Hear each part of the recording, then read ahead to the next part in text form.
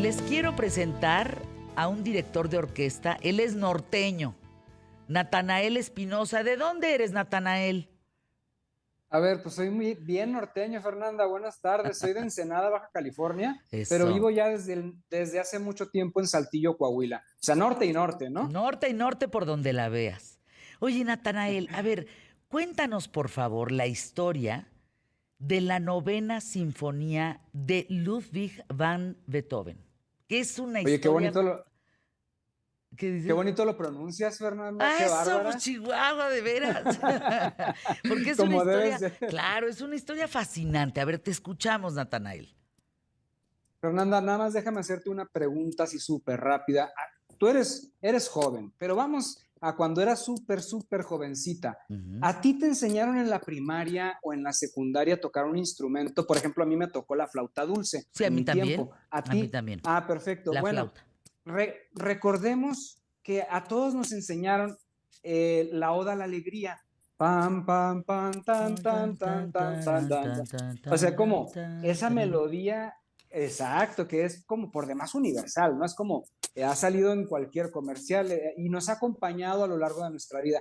La Oda a la Alegría, Fernanda y audiencia, bueno, pues es un fragmentito muy pequeño de la obra magistral y con la que se despidió de este mundo Beethoven. ¿Mm? Pero si pudiéramos, me gustaría hablar de la grandeza de la obra, Fernanda, poniendo en perspectiva una situación. Esto que está como en el aire, que se habla de que si Beethoven sordo, que si oía poco, que si algunas frecuencias eran las que le molestaban, etcétera, etcétera. Pero por un momento pensemos en que lo que hacemos nosotros, como por ejemplo tú, Fernanda, ¿te has imaginado alguna vez quedarte sin voz? ¿Ha pasado Bueno, por tu cabeza ese miedo? bueno, recientemente tuve una cirugía muy complicada de cuerdas vocales. Estuve 3 semanas sin hablar y sí es terrible, ¿eh? Sí es.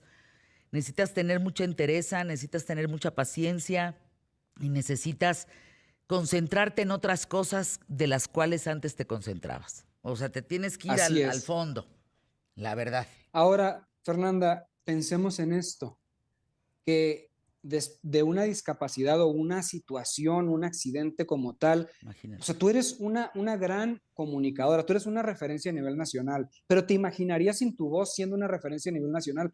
¿Te imaginas sin tu voz siendo Fernanda Familiar? No. Es una característica Bueno, importante de mi identidad. es curioso, Fernanda, hablar de este genio de Beethoven, porque Sí. él comienza a perder la audición más o menos a la edad de 30 y tantos años, treinta Ándale. y cinco años. ¿Y Comienza a por perder la qué, audición. Natanael, sabemos? No sabemos por qué, pero vaya, fue degenerativo.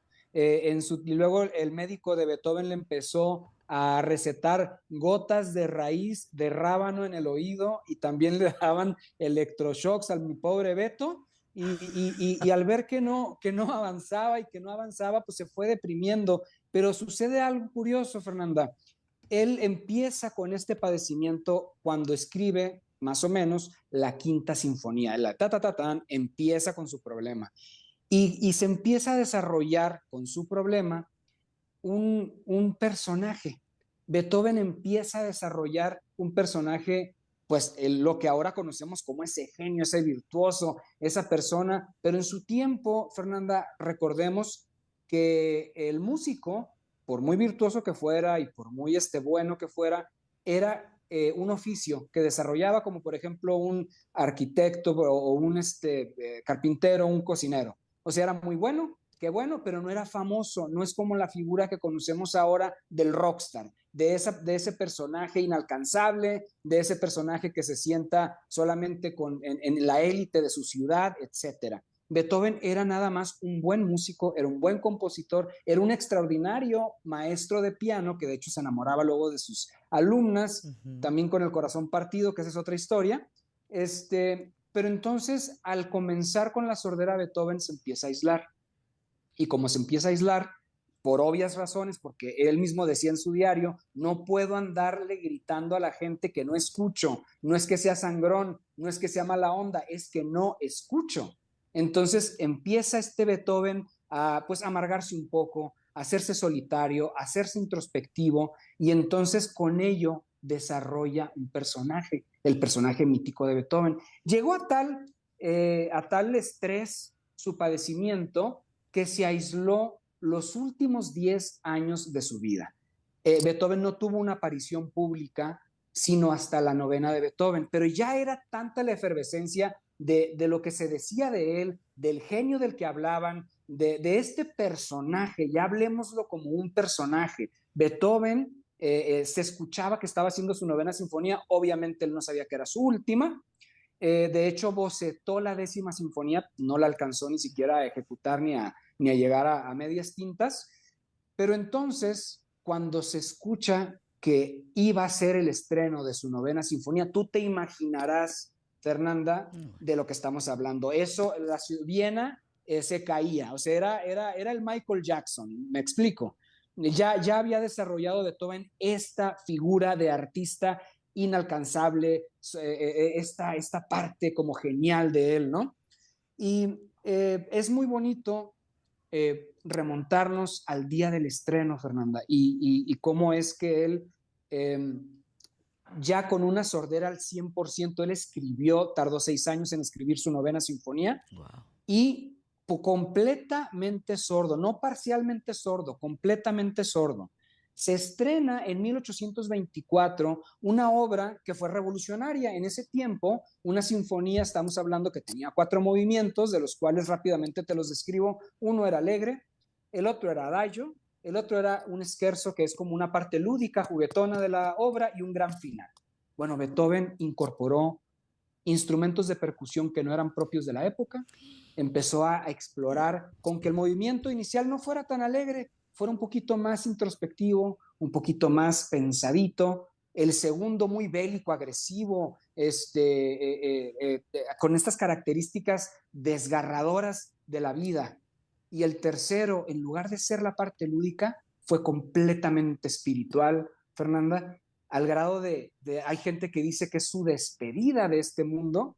Y el cuarto movimiento, que se presume que debería de ser un movimiento simplemente el gran final de la sinfonía, bueno, lo hace, pero dice voy a incorporar un coro y 4 solistas. Y entonces agarra un poema de la época, un poema popular que habla de la hermandad y habla de Dios y del amor, y entonces un poema que ya otros músicos lo habían querido musicalizar, lo habían querido poner en la escena sin mucho éxito, como Schubert, lo agarra Beethoven y hace del cuarto movimiento un final apoteósico. Estaban en el estreno, Fernanda, 1824, Viena, en mayo. Beethoven estaba sentado en la primera fila del teatro sin poder oír, y él, mientras la orquesta tocaba, estaba tratando de seguir la obra con las partituras en la mano y dando indicaciones a la No, orquesta, bueno, y así ¿sabes? Pero con una ternura el director le dijo a la orquesta: maestros, el maestro Beethoven va a estar aquí, cuidado tu seguramente micrófono, nos va... Natanael. Cuidado tu micrófono Perdón, porque en el manoteo de la emoción se oye. perdón, aquí ya está Sí. agarradito. Entonces les El dice el maestro le director: no le dice, hagan el caso, director.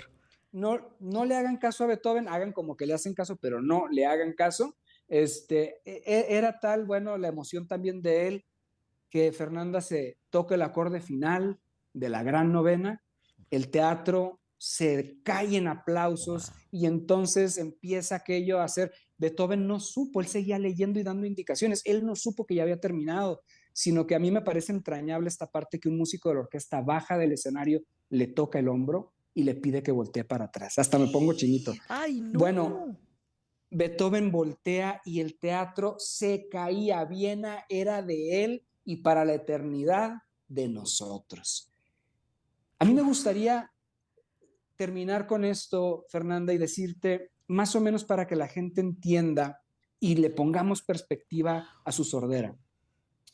Cuando sucede un accidente, nosotros desarrollamos, como por instinto de supervivencia, otros sentidos. Y bueno, si eres sordo o ciego, pues desarrollas otras cosas para poder seguir con tu vida. El cuerpo humano, pues, es maravilloso. Que Beethoven haya escrito la novena sinfonía en las condiciones en las que lo hizo, Fernanda, es como si yo te dijera que un ciego desarrolló la habilidad de manejar, pero a tal grado que llegó a competir en la Fórmula 1, no nada más ganó, sino que batió todos los récords habidos y por haber hasta el día de hoy. A esos niveles estamos hablando. Natanael Espinosa, @Natanael Espinosa R, poniendo a México en la misma sinfonía. Es un deleite platicar contigo y en 15 segundos. Ese público de Viena sabía que Beethoven estaba completamente sordo.